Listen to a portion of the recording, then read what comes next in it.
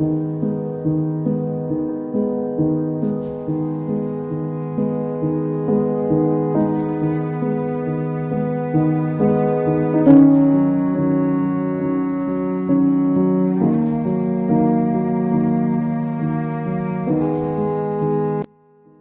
God.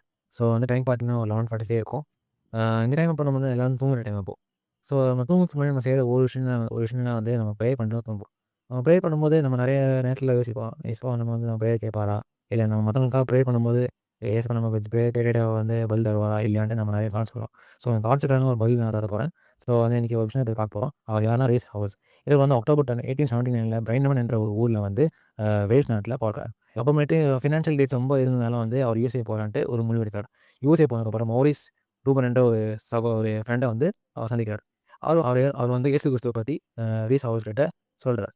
இயேசு கிறிஸ்துவை தெரிஞ்சதுக்கப்புறம் இவர் வந்து இயேசு கிறிஸ்துவை வந்து சொந்த ரட்சகராக ஏற்றுக்கொண்டு முழுமையாக அவரோட வாழ்க்கையை அர்ப்பணிச்சுட்டு ஒரு மிஷனரியாக வந்து போகிறார். 1924 கடவுள் வந்து ரீஸ் ஹவர்ஸ் கிட்ட வந்து சொல்கிறாரு, நீ திரும்பியும் வந்து வேல்ஸ் நாட்டுக்கு வா. கடவுள் வந்து ரீஸ் ஹவர்ஸ் சொல்கிறாரு, நீ வந்து இந்த இடத்துல வந்து வேல்ஸ் நாட்டில் வந்து ஒரு பைபிள் காலேஜை வந்து உருவாக்கு.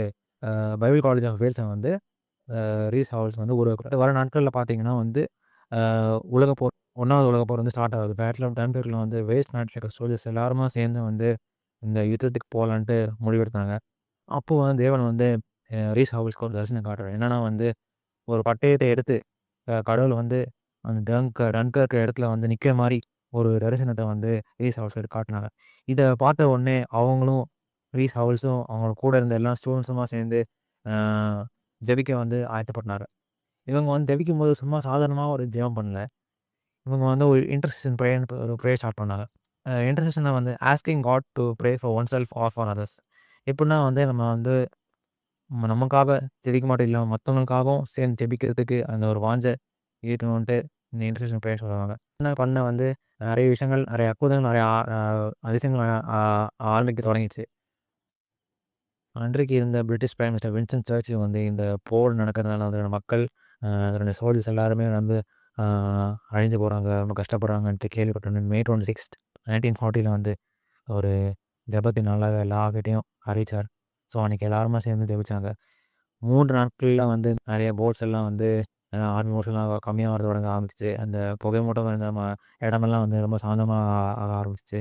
May 29 எல்லாம் அந்த போருக்கு போன ஒவ்வொரு சோல்ஜர்ஸும் திரும்பி வர ஆரம்பிச்சாங்க.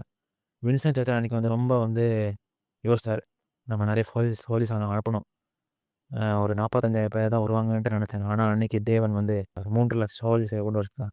ரீஸ் ஹவர்ஸும் இதை கேட்ட உடனே ரொம்ப ஹாப்பியாகிட்டு தன்னுடைய வீட்டுக்கு போய் ஆடிட்டு என் ஆண்டவர்கிட்ட வந்து நன்றி சொன்னார். இங்கே வந்து அன்றைக்கி டன்கர்க்கில் வந்து இங்கே வந்து செயல்படணும், நாங்கள் இன்றைக்கி உயிரோடு இருக்க மாட்டோன்ட்டு ரீஸ் ஹவர்ஸ் வந்து ஆண்டவருக்கு நன்றி சொன்னார். தீமோத்தேயுக்கு எழுதிய 2ஆம் அதிகாரம் 1ஆம் வசனம். இது நம்ம என்ன கற்றுக்கணும்னா வந்து நம்ம வந்து நமக்காக ஜெபிக்க மட்டும் இல்லாமல் நம்ம மற்றவங்களுக்காகவும் வாஞ்சியாக ஜெபிக்கணுன்ட்டு இந்த வசனம் கூறுகிறது. நம்மளும் ரீஸ் ஹவர்ஸ் மாதிரி நம்மளோட தேவைகளுக்கு மட்டும் ஜெபிக்காமல் இல்லாமல் மற்றவங்களோட தேவைகளுக்காக ஜெபிக்கிறதுக்கு நம்ம ஆயத்தப்படணும்.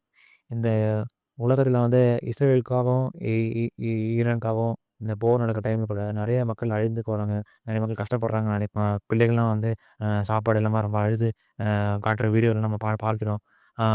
இந்த டைமில் நம்ம வந்து மற்றவங்களுக்காக ஜெபிக்க நம்ம ஆயத்தப்படணும்.